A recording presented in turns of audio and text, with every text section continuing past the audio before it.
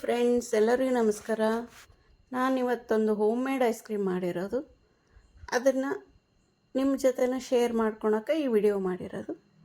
ಇದಕ್ಕೆ ಒಂದು 100 gram paneer, 100 gram ಖರ್ಜೂರ, 50 ಗ್ರಾಮ್ ಮಖಾನ, ಒಂದು 50 ಗ್ರಾಮ್ ಬಾದಾಮ್, 50 ಗ್ರಾಮ್ ಗೋಡಂಬಿ, ಒಂದು 2 ಸ್ಪೂನ್ನಷ್ಟು ಗಸಗಸೆ, ಒಂದು 50 ಗ್ರಾಮ್ ಒಣ ದ್ರಾಕ್ಷಿ, ಅದಕ್ಕೊಂದು 7-8 ಏಲಕ್ಕಿ ಹಾಕಿ ಒಂದು 200 ml ಅಷ್ಟು ಹಾಲನ್ನ ಬಿಸಿ ಮಾಡಿಕೊಂಡು ಹಾಕಿ ಒಂದು ಅರ್ಧ ಗಂಟೆ ನಾನು ಮುಚ್ಚಿಟ್ಟಿದ್ದೆ.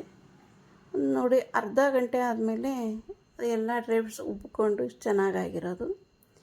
ಇದನ್ನು ನಾನೊಂದು ಮಿಕ್ಸಿ ಜಾರ್ಗೆ ಟ್ರಾನ್ಸ್ಫರ್ ಮಾಡಿಕೊಂಡು ಅದಕ್ಕೆ ಇನ್ನೂ ಒಂದು ಸ್ವಲ್ಪ ಹಾಲು ಹಾಕಿ ಗ್ರೈಂಡ್ ಮಾಡಿಕೊಂಡೆ ನಾನು. ಈ ಕನ್ಸಿಸ್ಟಲ್ಲಿದ್ದರೆ ಸಾಕು. ನೀವು ನೋಡಿಕೊಂಡು ಹಾಲು ಎಷ್ಟು ಬೇಕಷ್ಟು ಹಾಕ್ಕೋಬೇಕು.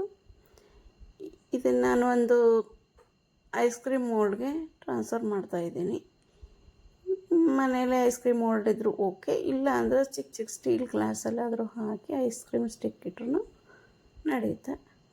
ಇದಕ್ಕೆ ನಾನು ಸಕ್ಕರೆ ಹಾಕಿಲ್ಲ,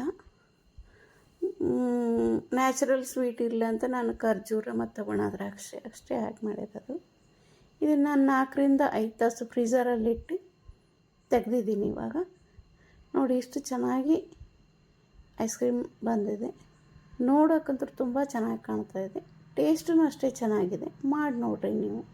ಮನೇಲಿ ಚಿಕ್ಕ ಮಕ್ಕಳಿದ್ದರೆ ಆವಾಗವಾಗ ಮಾಡಿ ಕೊಡ್ಬೋದು, ಮನೆಯಲ್ಲೇ ಎಂಜಾಯ್ ಮಾಡಿ. Thank you.